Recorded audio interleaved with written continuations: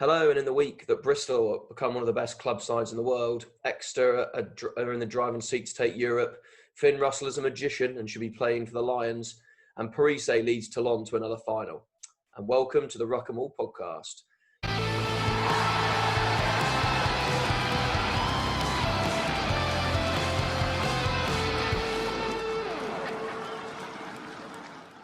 Harry and I at the moment, to start this off, it's a Monday morning, it's a Monday evening when we're recording this. So probably we're going to just go through the four main European games over the weekend, and then we'll probably do a bit of a watch along with Harlequins and Wasps and try and talk about a bit of stuff that's going on in that game and pick out some players and stuff. But let's quickly just, because I know we wanted to talk about Bristol and Bordeaux in a bit more detail, let's just rattle through the rest of them.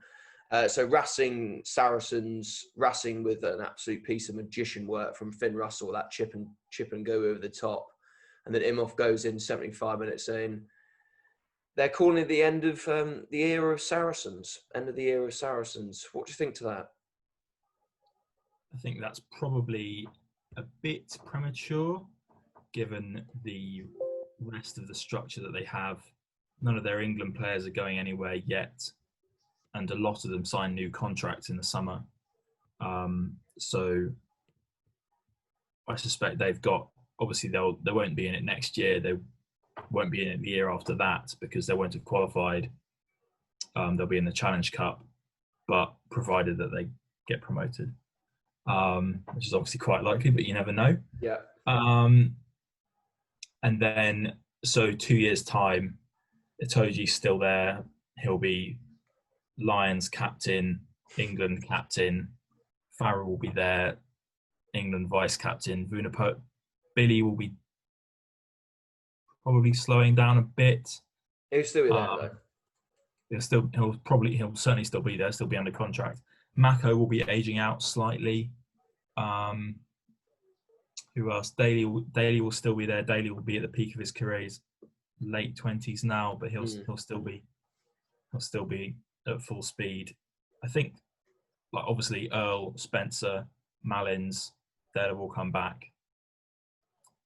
This Saracens team will win more trophies under Mark McCall, but yes, it's going to be a while before we see them again. It's just it's like a break, isn't it? It's like a music sort of scenario where the band's been on tour for 10 years and then they've taken a break for whatever reason, and then they're going to come back and they'll probably come back stronger.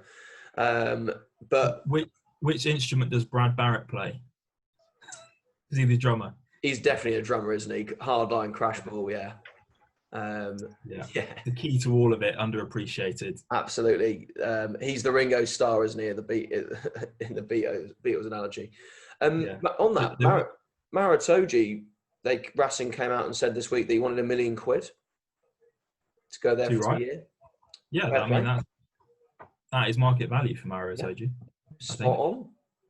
I'm surprised they didn't pay that, but I guess with Curtly Beale, Russell, Rakatawa.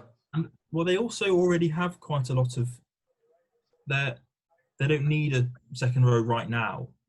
They'll need one in 18 months' time, because Donegal Ryan and is it Dom the Bird? They have an all black second row. Yes. They're not, and they also have Bernard LaRue, who I think can play second row. So they don't need a second row right now, which is what I told you would have given them, but they do need one in 18 months' time. So the timing didn't quite work out for them to want to justify putting that much money in. But yeah, he would. The Racing with Itoji would be good fun. Oh yeah, it would have been great. Finn Russell, 2 very good performances in 2 weeks. My prediction for him to be in the Lions team is looking a bit like it might become a thing. If nothing else happened, if it was literally just how well do you play for your club, he is obviously brilliant for Racing, and has every so often been brilliant for Scotland, and was for Glasgow, but not enough to justify being in the Lions. I think, unfortunately. I've always just said my point before that I think when you're going to go and play the best set team in the world, you want a bit of X factor. And he's a guy that's just going to, if you look at Saracens' defence, they're very much set up like how South Africa would defend. And just a little bit of brilliance in a close game like that could I be a just deal. don't think he'd be a very good tourist or a very good, like, the Lions happens once every 4 years. And to pick Finn Russell, if you pick Finn Russell, you sort of have to build the team around him. And there've been quite a lot of interviews with the Racing coaches this week about how they're particularly their attack coach and what they do to accommodate the fact that he is prone to just doing amazing things every so often. And what they basically said is, yes, we have a general structure. These are all else remaining equal. If you haven't got a better idea, let's do this. But they're very much the Finn Russell show in attack. And the Lions will never do that. No. Warren Gatland will never do that. He doesn't. It's not necessary to put that much trust in your star fly half when you have that level of talent in the rest of the team. Well, and you've got Owen Farrell, haven't you? I mean, Owen Farrell's... And you also have a number of other great 10s. Yeah. Good old Tom Willis, I think, just scored for Wasps. I think I must be behind you then. I've got a scrum on the 5 metre line. Here he goes. Yeah. It's a nice drive. Good control. Wasp scrum has been impressive the last few weeks, actually. It's been I mean, sure, we'll talk about it later, but they're just coming together very nicely. But Tom Willis going under the radar. Yeah. But he's a good little player, isn't he? We'll come back to them later. Racing are in good position for that. So they're going to play Exeter. Exeter, well and truly now, are what I would say they are a definite big giant of European rugby now, I think.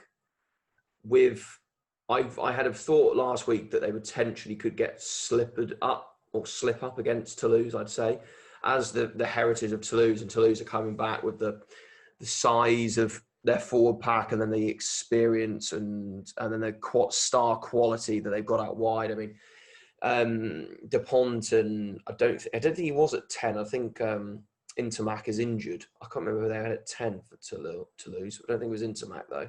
That's the game I didn't see any of, unfortunately.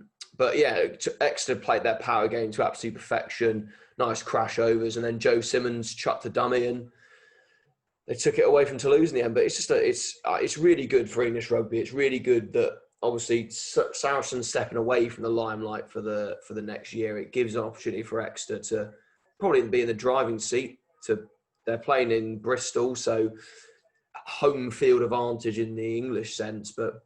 And Racing, to their credit, have looked good in 2 games, but they've not blown. They didn't blow Clermont away. They didn't blow Saracens away. While Exeter blew Northampton away.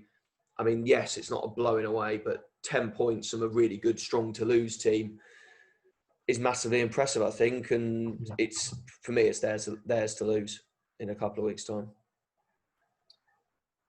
Yeah, I think that's probably right. It's difficult to see. It's just they're very, very hard to beat. They're not. They take advantage of the situations that other teams hope to take advantage of. Exeter always take advantage of them. So line-out drives, short yardage, carries. They are the best team in the world at that, and that gets you 7 points, especially when you've got a kicker who's quite good, which Joe Simmons is. Yeah. Combined with a bit of star power in certain outside back positions, Stuart Hogg's looking really good for them, continuing the form that he had in those few Premiership games that he played towards the end of the. Jack Noel makes a massive difference to them as well. Yeah, Noel being fit, Slade being fit, they are really, really good. That star quality is. Yeah. They just got a really good. They've got a great environment. They've got the team behind them. They've got strength and depth in massive positions. For example, in their forwards, you could interchange that forward pack. I mean, I think Yannis Kirsten, who we've talked about for a while, hasn't even started in the last 2 games. He's been on the bench. Like, Yeah. they've got ridiculous talent in there, and yeah, fair play to them. I'd love to see them go on and win it because, as I say, I'm a bit of an Exeter fan. They play a relatively good brand of rugby. Do teams play rugby a bit prettier? Yes, but it's an attritional and it works. Yeah, no, completely agree. And Just then one last thing game, briefly on yeah, Exeter.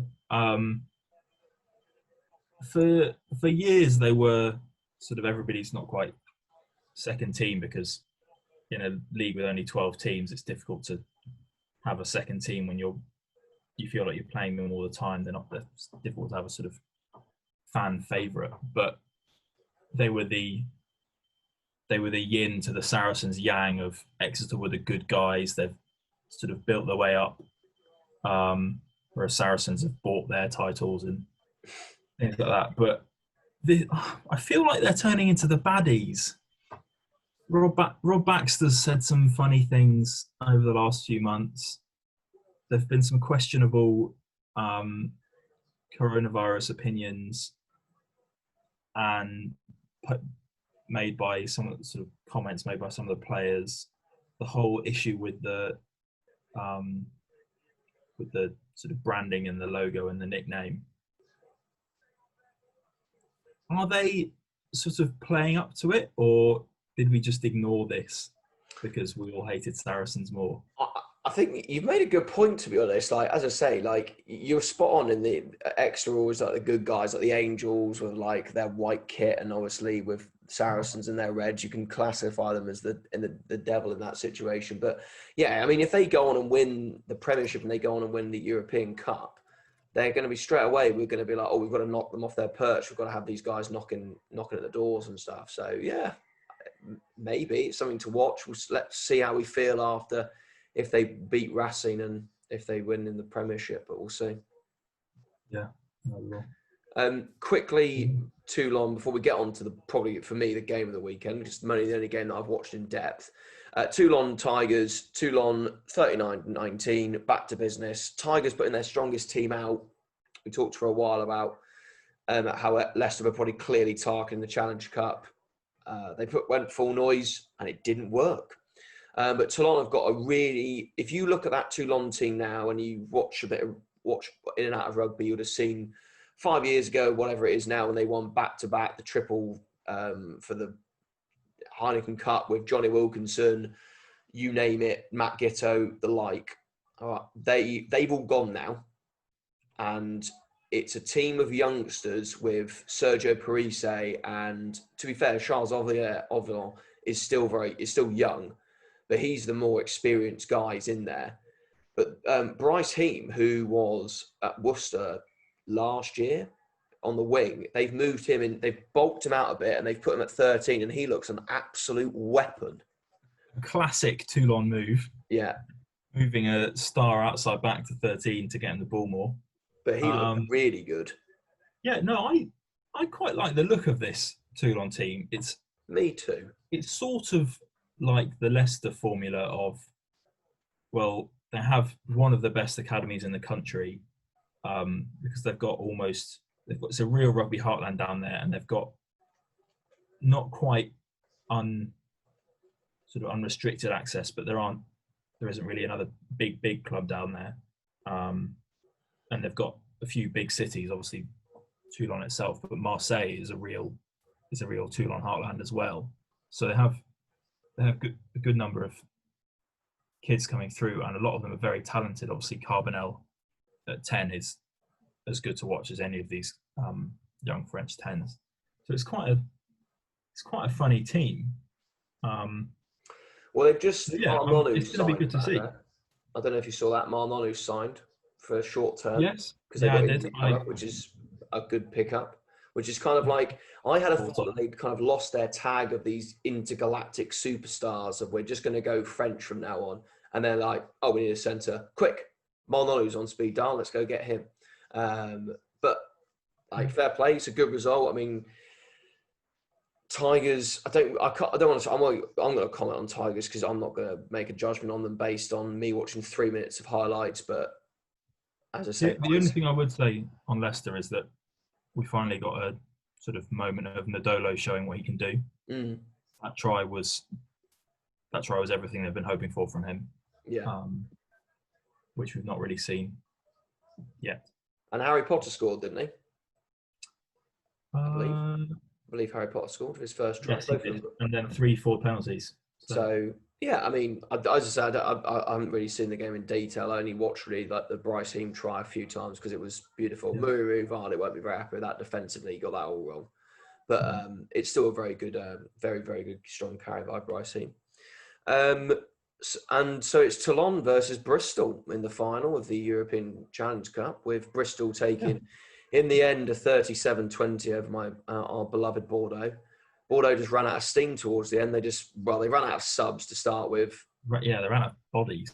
They clearly, because they've not played, I think they made a big point on commentary about how a lot of the French clubs do a lot of their conditioning in the first few weeks of games to get them up to standard. And obviously Bordeaux didn't play in the first game because Stade Francais had coronavirus. They've only ever played one game, which they won, which is good.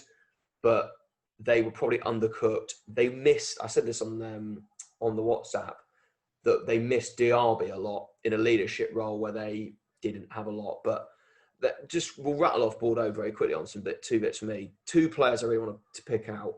One is Cameron Wokey, is at 21, is terrifying. Like, I didn't realise how young he was. I was saying to Johnny when we were out walking in Bristol on the weekend, like, we went and saw them, what was it, 3 years ago? He had been 19, 18, and he was massive, and he was starting for them.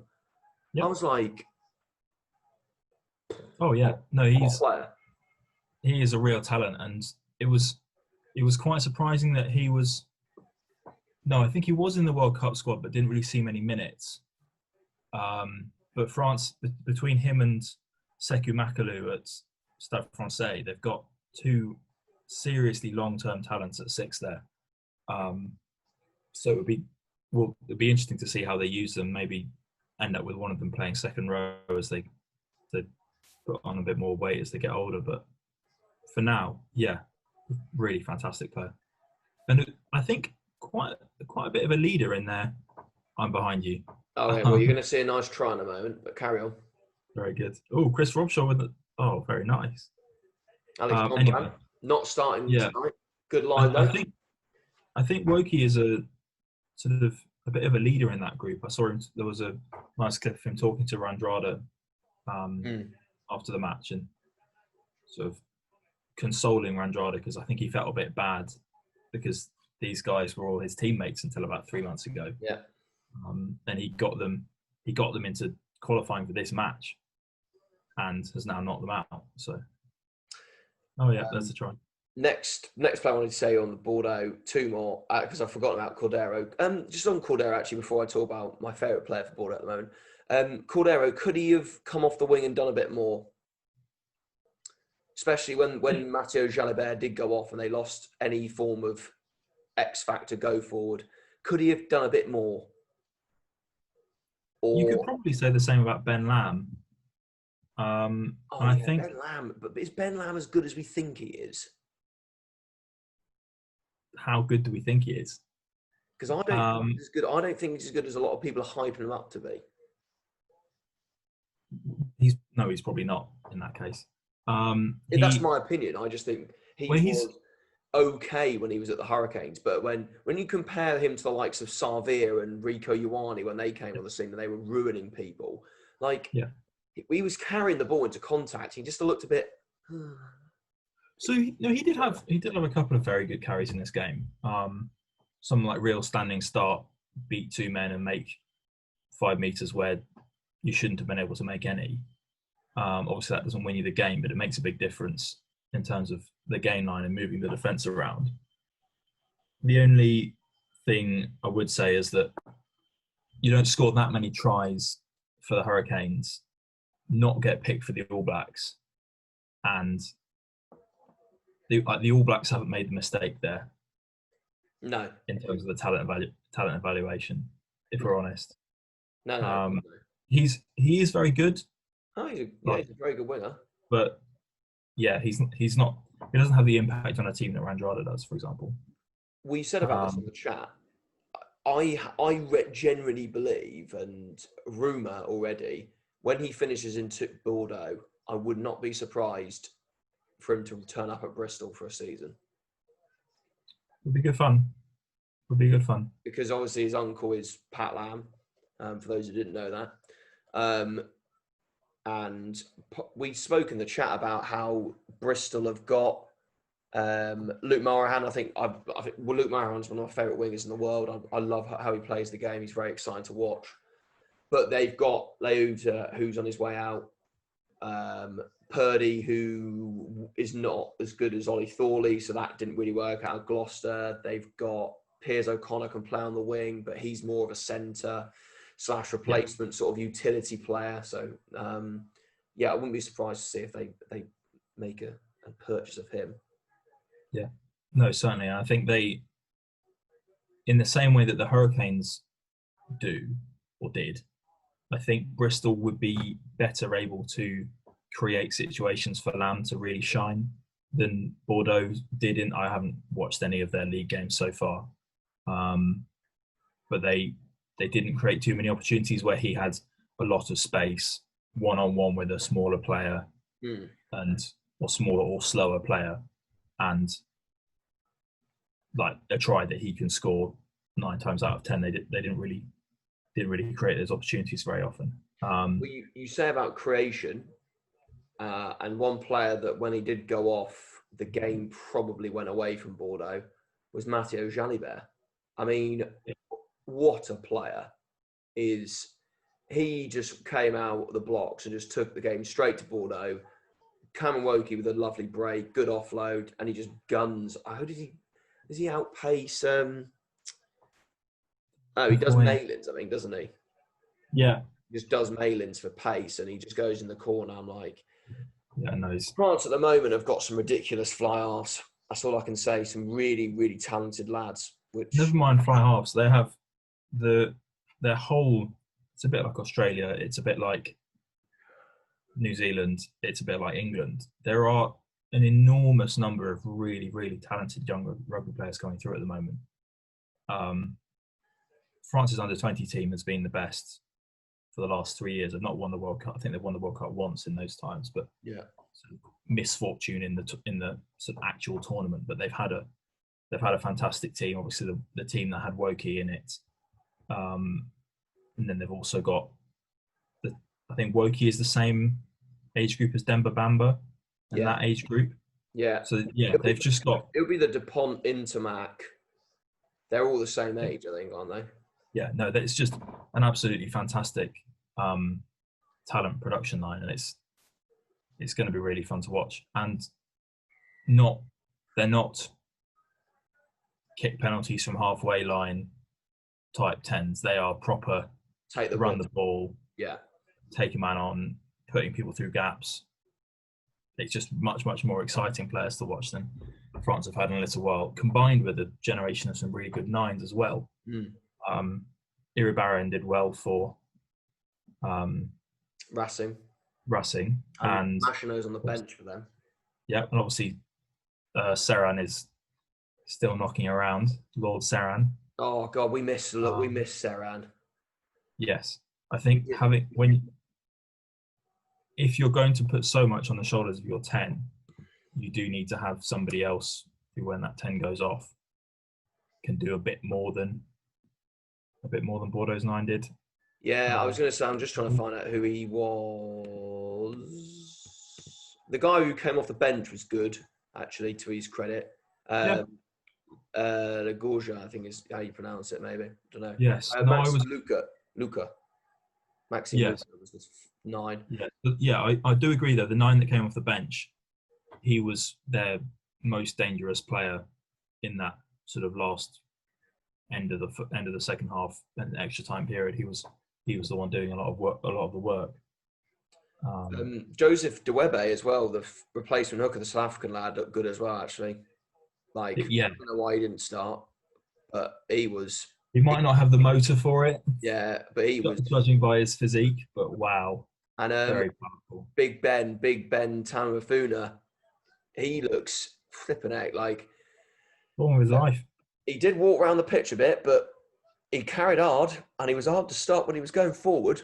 So, Yeah. No, no, I think Bordeaux, certainly for a French team, it's handy to have a nice big prop like that.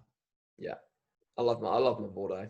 Keep going, lads. We do need someone to replace Semi at some point, because I do think we need a bit of when Jalibert goes off, a bit of quality. And I don't want to blame Santi Cordero, because when he does get on the ball, he's incredible. I don't know whether he could have done much more, but yeah, I don't know. Bristol, though, what a team. When they get their 23 players out, like their best 23, they didn't even have Charles Piatow in this game. I mean, Max Malins have been a revelation for them as like a backup, but arguably could be starting. Bernal started at 7. His quality, that Luatua Bernal, is really good. Like, they are seriously, seriously good. And you said in the thing, and you can pick up on it in a moment, but best team in the world to watch play rugby. Yeah, certainly in the Northern Hemisphere, they're just they don't win every game. They don't win necessarily when they're playing someone at Exeter or Saracens, but if they're playing somebody of their level or below, it's just so fun to watch, because they know that their best route to scoring tries is moving people around, skills and speed. It's not just being bigger and stronger or better at kicking. It's the kind of rugby that people like watching and will pay to watch, and would have paid to watch if they were allowed to, unfortunately. It's rugby that people would get people through the door that haven't seen rugby before. Like, these new fans, they keep banging on about. Like, I say to people at work in the office, like, who's the best team to watch play rugby? And I'm like, watch Bristol. If you're going to watch any game, watch Bristol, or watch a Mitre 10 if you want to, because that's the most attractive brand of rugby, because it's so loose, it's so offloading. Like, then once you've got them hooked, then you'll enjoy a game that has extras driving power in it, the tactical, the importance of like a press defence, like just even like a Nausey point of view from Bordeaux's point of view in that game, that how Bordeaux flipped the defensive tactic of they knew if they went wide in attack that Semi was going to pick them off around the corner, so they narrowed up in defence and then let them drift. And actually Bristol struggled for the first bit of the game, and then they sort of ran out of puff, so they couldn't do that. So they had to go back to sort of more of a drive off the line, try and hit them. But then that didn't work, because Semi still got to the edge, and when Semi bets the ball, Semi scores, or sets up someone to score. So, but yeah, they're so exciting, aren't they? If you're Ben Earl and you're Max Malins, I know you take the contract out of the picture. Do you go back to Saracens after this? As opposed to staying at Bristol? Yeah. Because you think, like, Luatua's linked with the Blues. He wants to go back and play for the Blues. Charles Piatow, are they going to renew another £1 million for a guy that's going to be 30 next year? I think he might not be young. Hang on, let me Google. You say what you think to that, and I'll just Google Charles Piatow. I think you're more likely to play for England if you're playing for Saracens at the moment. I don't know if that'll change. Oh, he's still 99 he was born. So he's only 28. Yeah, probably still pay him $1 million. Yeah. Don Brandt. So yeah, I think you're more likely to play for England if you're playing for Saracens. But that's, to be fair, that is changing. They pick players from wherever they are, and pick much more on the international form. Have you seen the Don Brandt try? Sorry to cut you off. Go and watch the Don Brandt try quickly. It's a lovely line. I'm just at the line out now. It's really poor defence, but it's not poor defence. They just get done by a good line. Esther Hazen. Oh, forward. He's given it. So he's quite good, isn't he, Don Brandt? He is good, and he's making a difference. That he's on the bench now. He's on. I'm not quite sure. I missed out why he'd come on, but Yeah, Yeah, sorry, Bristol, that Max philosophy. Malins and Ben Earl playing for England, more likely to be done at Saracens, but that's changing slowly. Yes, and I think you really want to be playing Champions Cup Mm. as well, because But that's they'll the get that closest. next year. They will. They will. Um, I think. I think Earl is probably better to stay at Bristol, but Malins is better to go back. That would be my. That would be my Yeah. equation, because Malins will be. Alex Goot's probably not got that much left in him. Well, no, he'll come back for a third choice. Exactly. Roll him out when they need him, cup guy. Yeah. So just moving Malin's just moving into that role looks amazing, and then the way Bristol play shows what Ben Earl does better than any other team. Yeah. Like that's just the best. So to be honest, I don't think Ben Earl is an international type back row. Certainly not under Eddie Jones. As good as he is, I don't think he's quite big enough. But I don't think Mayland is more likely to play for England more sooner than Earl is. I think we had a debate about Ben Earl. I really like Ben Earl for England but as long as he can play like he can play at Bristol, where he can run for 25 metres, but I don't think he's going to be able to do that. So there's no point of having him in if he can't do the things he does at Bristol, because we said this before. Who's the best over the ball? The best back row over the ball? Jack Willis is probably the best over the ball. No doubt. Tom Curry and Underhill interchangeable. Both do the same thing. Both make massive hits. And are good enough running. Yeah, and they're still good. And the line out options. So, and then you've got your number 8. So slightly different beneficial, but yeah, he's probably still definitely going to be in the picture, and I'll still back on that. But again, if he's allowed to play like he does against at Bristol, then oh my god! But yeah, because he's quite similar to Harry Wilson. You have to really build the back row around him, and we don't have that. Like if you had Jerome Kano at 6, you could have Ben Earl in an international team. Yeah, probably. We don't really have a. Maybe if you had a Toji at 6, but he's a bit heavier than that. He's a bit bigger. I mean, I'm not a massive fan of. They are valuable in some cases, but for the long term, a six should be a 6, a 7's a 7, and an 8's an 8, and then the second row is going in the second row. Like, in my opinion, that's thoroughly disagree, but fine. No, but because it takes a place of a guy that ultimately could do. Do you know what I mean? Like this bet, like Exeter played with 4 second rows on Saturday. What? We started with 4 second rows. Vermeulen's not a second row. Did he? Is that who they started? Jack Vermeulen was at 7. He's not a second row. Was it Dave Ewers at 6 as well? He's not a second row. Who was that? There was one of the teams at the weekend basically played with. Well, no, Sam Skinner played in the back row, didn't he? Let's have a look.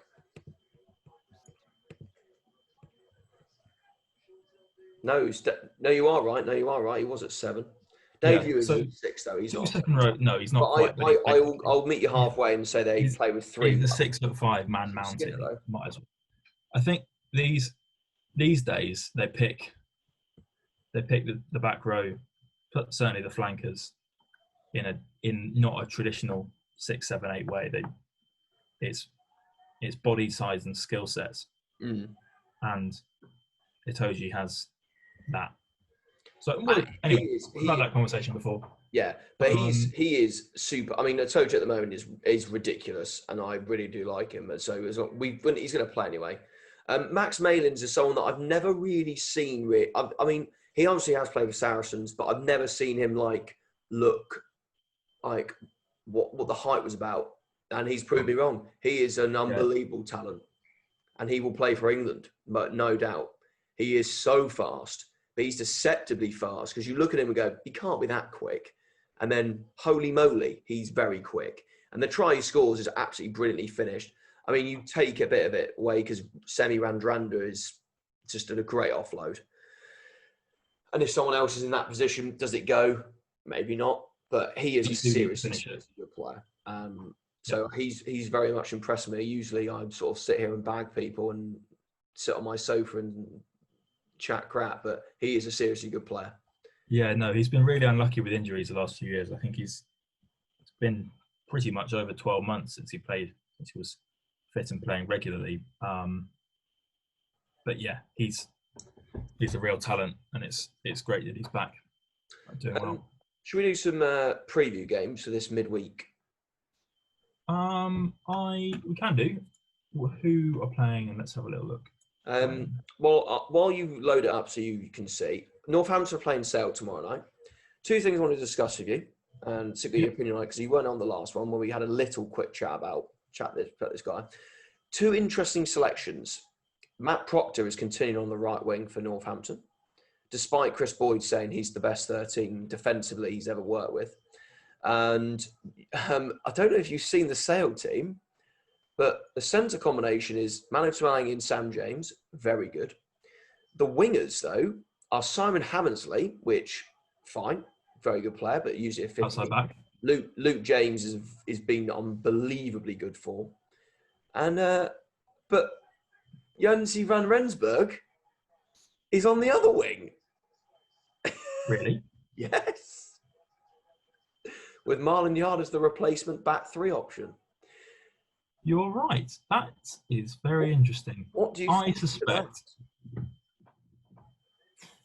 That's Diamond going, I need to get my best players on the pitch and I don't care where they play. Well, Marlon Yard is on the bench. Yeah, but I don't think Marlon Yard's their best player. He's good, but Van Rensburg has been so good for them the last few seasons. Manu Tuolangi is not, if he's fit, he's not going to sit on the bench because there's no point. He has to start. And Sam James has been brilliant for so many years. At Premiership level anyway, but yeah, what do you think to that? I've got more comments on the Northampton team, but that is weird. I wonder what they're going to do with him because he's in defence. They'll put Sam James back as the sort of kick defence option. They'll have so you can run it back and kick it. Rensburg and Tuolangi in the defensive line. Yeah. And then in attack, they'll use Van Rensburg. It's weird to put him on the right wing though, because you'd have thought you'd put him on the left wing. But then is he going to? Are they going to set up pretty much? Let's say, argument's sake, you've got a scrum on the 22. Let's say, slightly to the left side or something, or the right side, doesn't matter. He will probably be set up inside AJ, or I think it's Rob the Pritter, actually, maybe actually the 10. But anyway, they're going to have him on inside. They'll have Tuolangi outside him. Yeah, it's Rob the Pritt's 10. But, I mean, fair player. I like him, but he's a fantastic 12. See how it goes. He's really not very fast. No. At all. So, it's going to be quite specific situations where it works well. But yeah. But Northampton have gone Proctor on the wing again. I just don't understand Northampton anymore. You're playing at home. You've gone to the effort of putting out Bigger, Hutchinson, Proctor, Furbank, Franks, Ribbons, Laws. This is their best team. Well, it's not though, is it? Because available. Why is Nick Ezekwe not playing? And why is Naira Vora not starting? And yeah, probably Aidendorf has overtaken Harrison.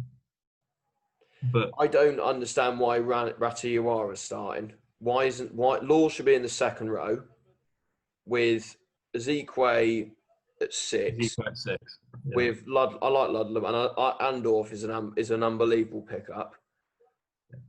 I don't get that.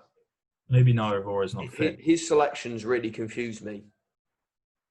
They are quite weird, aren't they? But this is as close to being their strongest team as they can do with those two changes, isn't it? But So Naira hasn't been as good as he has been. But I've said that before. I don't think they're using him. He's carrying an injury. Yeah, maybe. But that back line of Mitchell, Bigger, Tuala, Hutchison, Dingwall, Proctor, Furbank is ridiculous. It's good, isn't it? I don't know if I like Matt Proctor on the wing because I know of how good he is at 13 defensively and also offensively. Fraser Dingwall's a fantastic player, but there's no harm in putting Fraser Dingwall on the wing, especially when you've got to defend against Tuolangi and Ren Rensburg and Sam James. Yeah. So, a very interesting game. That might be one to pick out to watch. Well, that's the only game on tomorrow, so I'll make sure I'm back from work. 5:30 kickoff as well. All the games are 5:30 apart from this one that was on tonight. I'll go Sale with that. Yes, I think right. That's great. The Northampton selections confused me. Cobus Visa in the second row for Sale. Oh yes, he's on making his debut, isn't he? Yeah, big lad, big boy, big lad. I don't think no one else really put their teams up, but I'm guessing Bristol and Leicester on Wednesday they'll rotate.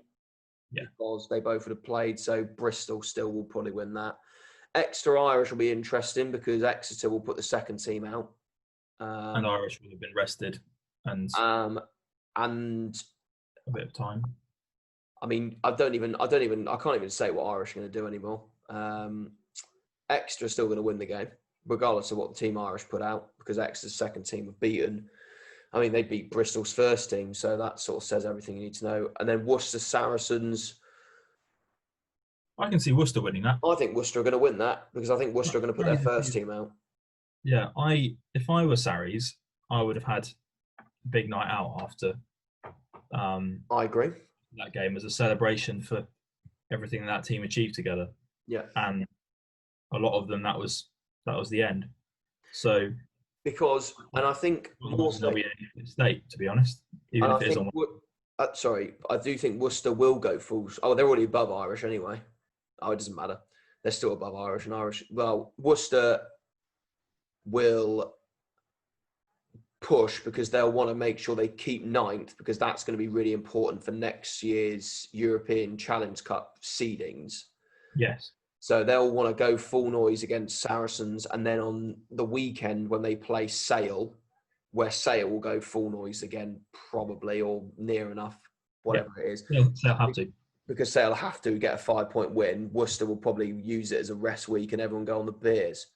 So that's probably that's that week. Looking ahead to then the weekend, Gloucester North. That was the last weekend of games. Gloucester Northampton. Yeah, well, Gloucester. That's good. They've just sort of picked up recently. They've had a couple of weird games, but they're not playing. They played last week, didn't they? Yeah. So they're not having not played this week. They've had a much longer rest. They'll be able to play a full strength team, which will be good for them. And basically, anybody who wasn't playing this weekend is better off. Yes. And these two that are playing this evening are better off on Sunday because every single day makes a big difference. Yeah. Well, Leicester have got Harlequins. I reckon Leicester will win that. Could do. Certainly could do. They'll probably go with they're rotated round. They'll probably go full strength. Bristol will be Irish because Bristol have to get 5 points in the last two games. So they'll go full noise and that'll be 50 points. Yeah. That's just going to happen. Sale, I think, will go 5 points against Worcester. Bath having to play Saracens on the last weekend is not going to be helpful for them. I fancy Bath for that. I still think they win, but again, it depends what who knows what Sarries want to do. What Saracens are going to do, are they? Because they will probably rest them for the internationals, won't they? Now. Yeah, or do they play absolutely full strength team? This is the last time we're playing at Allianz Park. this is it. This is genuinely the last game they're all playing together. Never mind the Yeah, last opportunity of winning something. This is the last time they will all play together. maybe. Maybe, Or they do it as a pre-season game for the championship, which would be a shame. Actually, which I would think be a I'd bit rather. of a pop out. I think rather they'll go full noise in at Allianz last game before they get relegated. Make a point. Bath might get stunned by that. Wasps then go to Exeter, where you'd probably go at that point that Exeter they'll probably put the best team out again. It might cool off a little That might bit. be a mixy job. They might They mix had it a up then, final. maybe. Is Europe next week, the weekend after that? No, it's actually quite a lot later in the month. Or is it is it the playoffs straight after? God, it's so close at that. Yeah, so it's this Sunday. It's the last round of the league. The weekend after is Premiership semi-finals. Weekend after that is European Cup final. Weekend after that is Premiership final. So I think Exeter should rest that weekend because they've then got their three hardest games of the season back to back to back. But even so, even if they do rest it, that's going to be a big ask for Wasps to get 5 points, which when you look at this top four, they're going to need it. Because realistically, if you look at it this way, Sale are going to get 5 points. Sale should do, let's try and do a bit of prediction here. Sale are going to get 10 points in the last 2 games. So they're going to finish on 69 points. 9 as a minimum. Yeah. And I think they'll get that. Bath have got 1 game left against Saracens where they should win, but I don't think they'll get a bonus point. So they'll finish on 59. Wasps have to beat Quins, and at the moment they're 15-8 down. So if Wasps lose today, that's game over for Wasps. That's them done, isn't it, really? Because Bristol will be Irish by 5 and they'll beat Leicester by 5 tomorrow. So they'll be on 59. So difficult. But if Wasps win today with a bonus point, which will be a big ask, they've then got to go to Exeter and get a result. It's not very favourable for Wasps as well. Well, let's call it spade a spade. If Wasps lose tonight, they're done. Yeah, I think I would agree with that. And then it's sort of Bristol, dealt with. Yeah. Because unless a funny result happens, which it always can. But if Wasps don't win tonight, they can't catch Bath, which is 1 spot. And then they're looking over their shoulder, aren't they, really? Pretty confident that Sale will do well. Sale are getting 10 points, aren't they? Bristol are the one that I'll question. Bristol could lose tomorrow or Wednesday, whenever they're playing. Yeah, they're playing on Wednesday. Well, again, it depends what the team they put out. It depends what the Leicester team they put out. But again, because Leicester played on Saturday, Bristol played on Friday, which helps. But they did play extra time. Yeah, that's true. I mean, realistically, that starting 15 and not playing. Like, Sheedy's not. They're going to play the second team with. Oh no, they can't. If they play Tiffy, then that's asking for trouble. Because Leicester now have Zach Henry, and they have a genuinely good 10. Yeah, but I don't think you can take that you game. And Loy could play 10. Pardon? You and Loy could play 10. True. Or Malins even. Yeah, maybe they go Malins at 10 because Charles Peartown will be back. Either way, Bristol can't take a risk in that game. Anyway, they have to get 5 points because they play Irish on the weekend, which they'll get 5 points in. Yeah, but it just takes so much pressure off the Irish game if they get 5 points in midweek. Yes. Exciting. Very exciting. I mean, it's been one of the best finishes of a Premiership stuff for a while. Despite it's been the longest season to date. Well, yes and no. Yeah, there have been some really quite terrible games of Team 1A team versus Team 2B team. Yeah, pretty pointless to watch. But knowing what you know now, would you have just wanted the top 6 to play off? And Well, doing yes, the Pro actually, 14. yeah. Get it Given done. that they don't televise every match, so they've got the way that their contract would have worked um, with BT is that they have a certain number of matches to televise because BT don't show every match normally. You should have just done top six because then you've got 3 big matches every week for however many 4 or 5 weeks. Yeah. That would have been great. And like proper top level rugby, the others. I mean, it's a bit difficult for the others because what do they do? Literally, what do they do for 3 months? Play some pre-season games. Yeah, have their own Yeah. thing. Yeah. Just do something. But you could have cut them off top 6, bottom 6. Then that could have sorted itself out because again, you would have had more competitive games. You wouldn't have had to have this first team versus second team, whatever, AB, whatever you want to call it. They would have been more competitive. That could have then sorted out positions for Europe. And then the top 6, those games would have been amazing. Maybe. But I mean, that's massive play, isn't it? If Saracens hadn't had the point deduction, they'd be 3rd right now. And they played a pretty weakened team pretty much consistently after the restart. Yeah. Their strongest team was again, they did play when they did go full, like two games. Full Farrell, where they had everyone out, even Farrell. Before we wrap up though, very quickly, just wanted to say on my to 10, the good old Tasman with the result of the weekend, easily beating the exciting Waikato 34-17. Tasman are ridiculous. If anyone's not watching the Mitre 10, someone I don't know particularly know how, and someone please let us know how sometimes the Mitre 10 players work. But how have Tasman ended up with in their back 3, Sevu Reece, Will Jordan, David Harvili, and Mark Talea, and then at 13, Lester Funganuku. How does that work? Tasman are a joke. Well, that's ridiculous. Yes. That's just the back 3. Yeah, and 13. Yeah, and that Waikato team with Damien McKenzie and the Boshier brothers have been very, very good. Oh, that's Boshiers they're bare plenty. I do apologise. Anyway, with Waikato been looking pretty good despite the Chiefs having a terrible. But Tasman are quality. As I say, if you're not watching Mitre 10, watch it because it's good ruggers. So before we sign off, should we do a quick, because obviously this weekend is the South African Green v Gold match.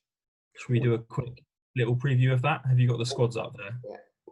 I don't. Can you tell me where I can find them? Do a quick introduction to it. So I don't know if not everybody listening has seen. Essentially, Rassie Erasmus, and who is obviously the head coach of or director of rugby for South African Rugby, and the newly appointed head coach Jacques Nienaber, each selected a 25-man squad out of the wider Springbok training squad, which is currently together.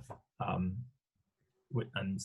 I remember you might have seen that there were a couple of South African Super Rugby friendly matches this weekend just gone. But basically, they've had this extended training squad made up of all of the Springboks who play in South Africa, and then a few of the sort of standout players, a couple of sevens players that are all based in South Africa, because obviously all of the European-based Springboks are still playing for their clubs. So no Vincent Koch, for example. But so they each picked live on TV. They each did a draft. So first pick, second pick, that sounds which was very amusing. I haven't been able to see the draft order yet, because I missed the event itself. But it must be quite interesting. I think we could have a similar mock thing with an England team or 2 England teams, which could be quite fun. If we get bored over some of this international break. But basically it's ended up with a green squad against a gold squad. Obviously both teams, 4 props, 2 hookers, 3 second rows, 5 back rows, 2 scrum halves, 2 10s, 3 centres and 4 outside backs. made up of some Springboks, and Very it's good South Africans. it's going to be really, really fun to watch. And Kicks off at I think 6:05 UK time. I mean, that's ridiculous, isn't it? When you think about there's no English player like, because we were talking about getting like Jacques Vermeulen Vermeulen at Exeter. could easily be in the South African team at the moment, like both the Dupree brothers and stuff. Just looking down that, Arno Botha. If you've not seen Arno Botha play before, he was at. He's cut his hair off. He's moved to Munster. He was at Irish. He was incredible. What a player he is. So it'd be nice to see him get a go. I don't know too much about a lot of these. I'm guessing Thomas de Toit is the brother of Peter Steph de Toit. No, he's the prop. He's in the World Cup squad. He's the one you might remember for being. He was the tight head who did really well. So yeah, if we just go through them, obviously you might not have them on your screens. I've got it's on Rugby Pass. I've found it. Yeah, the green squad is Oxenche, who's a capped All Black, very good. Thomas du Toit played in the World Cup final. Trevor Nyakani, who's a great player. Lewin de Bruyne, who I don't recognise, must be a young guy. Bongi and Benambi, who started in the World Cup final, fantastic player. Schalke Erasmus must be a young guy. JD Schickling, Hiron Andrews, and Upa Mahoji in there for their second rows. I think both teams have reasonably inexperienced second rows because the superstars all got signed up to European teams. They're all in Japan anyway. Half of them are in Japan. Yeah, and then the loose forwards for the green squad is their real strength, as you say, Arno Botha, but then also Khaleesi, Vermeulen, Junior Pokomela, and Juan Augustus. Are you familiar with him yet, Johnny? He rings a bell, but I don't know him too well. So he was a under-20s superstar and made his debut for the Bulls this Super Rugby just gone, and is a real talent. Playing behind Vermeulen, so didn't play every game, but he's a big lad and he's very handy. Have you seen the Marcus Smith wonder try? I'm watching him do the conversion right now. I suspect I'll see the highlight, but what further and further behind.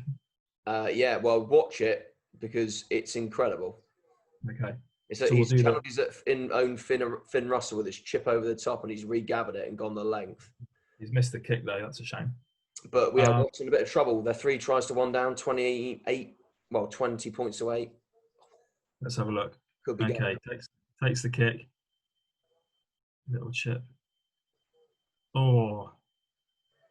Pulls it out of the air one-handed. Oh, it's naughty, isn't it? That's horrible. Jacob Umanga has been done there. Very nice. Okay, so back to the green squad. Nahumba, who's the Sharks 9, also kicks goals. Good fun to watch. And Ambrose Papier, Elton Yanchis, and Marnie Libok. Libok you might not have seen, but he was with the Bulls, 10/15. Pretty talented guy. Had a quiet year, but last Super Rugby just gone was good. Franz Steyn, the ever reliable. Everyone knows who Franz Steyn is. He never gets old. He's like a good wine, isn't he? He'll still roll them out in the next World Cup probably. Yeah, well, if you want somebody who's going to be the household name of the next 10 years, Wandi Similani is a good contender for that. 13, plays for the Lions, unbelievably talented. Again, had a semi-quiet Super Rugby, didn't play too many games. But yeah, he's quality. And then Jeremy Ward, who must be a young guy that I'm not familiar with. And then the star of their outside backs is Senatla, Gianni Lombard as well.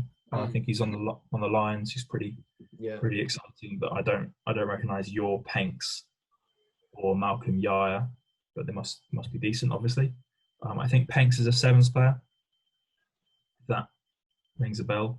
But then I think we've decided that the gold squad is what we're slightly more excited about, certainly in their backs. So I was just going to say, I'm looking down that. I reckon they're going to take it as well. Yeah, they look terrifying. Yeah. kits off Smith, Malherbe, and Dreyer in the front row. Yeah. Smith, not an All Black, sorry, a Springbok, but a recognised player. Kits off one of the best in the world, Malherbe, one of the best in the world. Dreyer, up and coming, was once thought to be close to that standard, but isn't really doing it right now. Ntubeni is a capped Springbok, pretty good. Dylan Richardson, younger, I think he's quite good in the loose. Played a few Super Rugby games. Again, slightly more experienced second rows in this team, although still not the World Cup heroes, but pretty good. Murat, Ori, and Jenkins. But then the back row of this goal squad is nice. Not quite as good, but it's interesting. Van Staden, Nizam Kar, and Notchi were probably my starters. But then Vincent Shituka is also very fun. Yeah. Another young Lions back row. Played a few times. He's probably a little bit light for international rugby at the moment, or at least he was 6 months ago. But if he puts on a bit of weight, and then James Venter must be another just cab off the rank. Yeah, they just can't stop producing back rows there. No. Just big units who work hard. That's and kind of all you need. Hit people. Then Herschel Yankees is the star scrum half. I don't recognise Jaden Hendrickser. Do you? I suppose you do.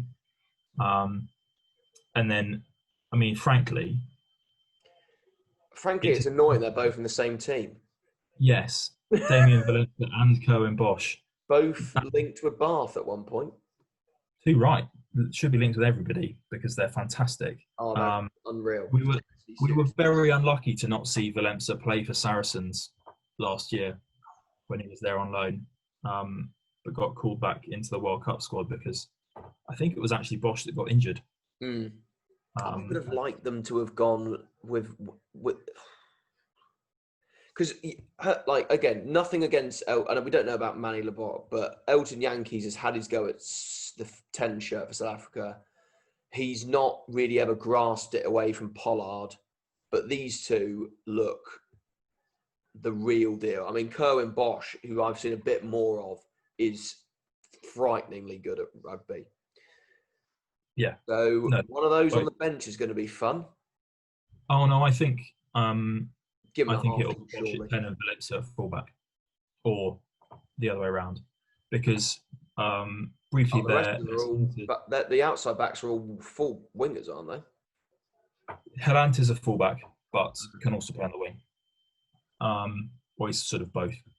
But yeah, so Rickus Pretorius, don't recognise. Obviously, Lekanyo he's maybe the best 13 in the world. Yeah. Werner Koch, I don't recognise, but Manuel Ras is quite highly rated. He's a big sort of Andre Esterhazen type guy. Smash it like 12. So he could be good fun. But then, the outside backs are Sergio Peterson, Speckman, and Warwick Helant. So you'd expect that they'll go with one of Valencia or Bosch at fullback, and then probably Bosch. With I still think they're going to win. Yeah. Oh, yeah. They're slightly less talented in the forwards. I don't know who's the coach of each team, because that would be an interesting. I don't know if that's going to make a massive difference. Okay, so it was actually Zwandile Stick, the green coach. And Eno Davis is leading the gold squad. Yes. And so Erasmus picked the green squad and Nienaber picked the gold squad. Yeah. So Erasmus likes his forwards and Nienaber likes the backs. And that makes a nice combination. Give me the gold squad. I like the look of them. That gold squad is very good. It's good. On South Africa, you've just reminded me, their Super Rugby competition is going to start, called Super Rugby Unlocked. Yes, I did see that. Which should be fantastic. Which sounds a bit like a WWE wrestling pay-per-view, but yes. But that's good. I think that get me some more Southern Hemisphere rugby, please. Yeah, and it's going to run straight into the Curry Cup afternoon. Thank you. Yes, that sorts you out, doesn't it? Um, yeah, go on. Any more on this? No, I think this is obviously we're well served for Sunday afternoon, but this Springbok Test game I think is almost much must watch for rugby fans. There's no other rugby on Saturday, as far as I'm aware. Well, yes, yeah, because all the Premierships on the Sunday, I think. There's Pro 14 and Top 14, but there's no. I Bordeaux and Leon. That's all I care about. But yeah, this match could be amazing because I suspect it's probably not going to be like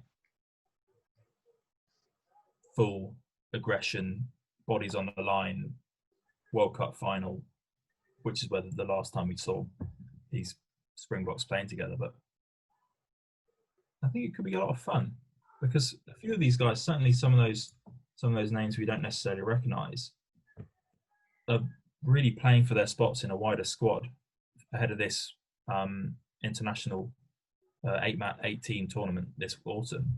Oh yeah, so they'll be working hard to get on the plane for that because it's probably a slightly more extended squad than usual because they have to keep everybody in the bubble. Yeah.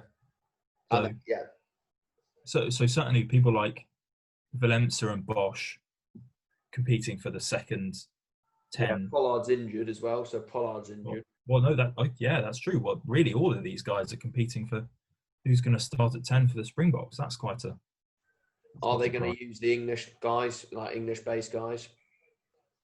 Yeah, absolutely. Like Cock will be there. Bath will be there, surely, at least.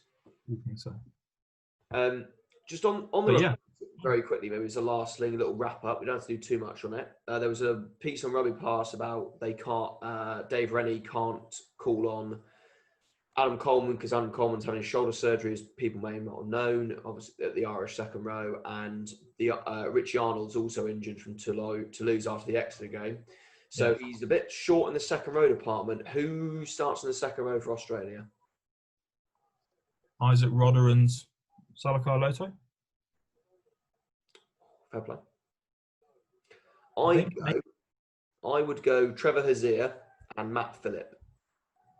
Oh yeah, maybe Salakar Loto at 6 and Phillip in. Salakar Loto at 6 with Harry Wilson at 8 and Stuart Hooper, Michael Hooper. And then Fraser McRae on the bench. Yeah. Yeah. Oh God, that people are a bit worried about Australia having any players anymore. They've still got some seriously good players. But that's the problem though. They've got all these talented players, but like if we're honest with ourselves, Fraser McRae is about as good as about 5 English 7s at the moment of about the same age group. Agreed. Obviously, it helps. There are pairs of identical twins in that, but like it doesn't.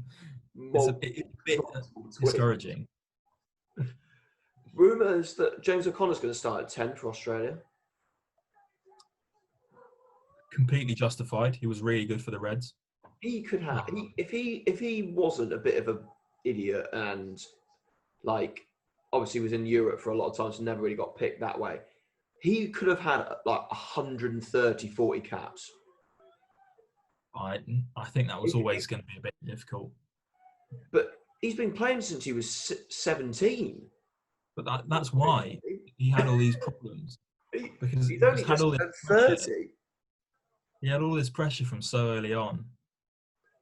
And I like him at 10 though for the Reds, especially because Noah Lolosio and Will Harrison, who are the next guys probably up, they are still very young. Noah Lolosio for me is probably the one they should probably go for.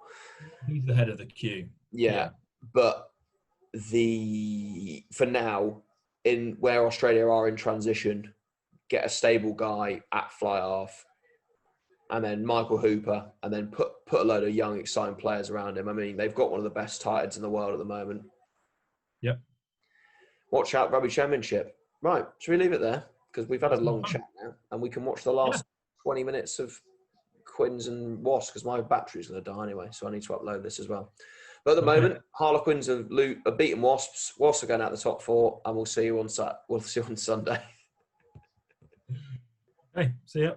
Cheers.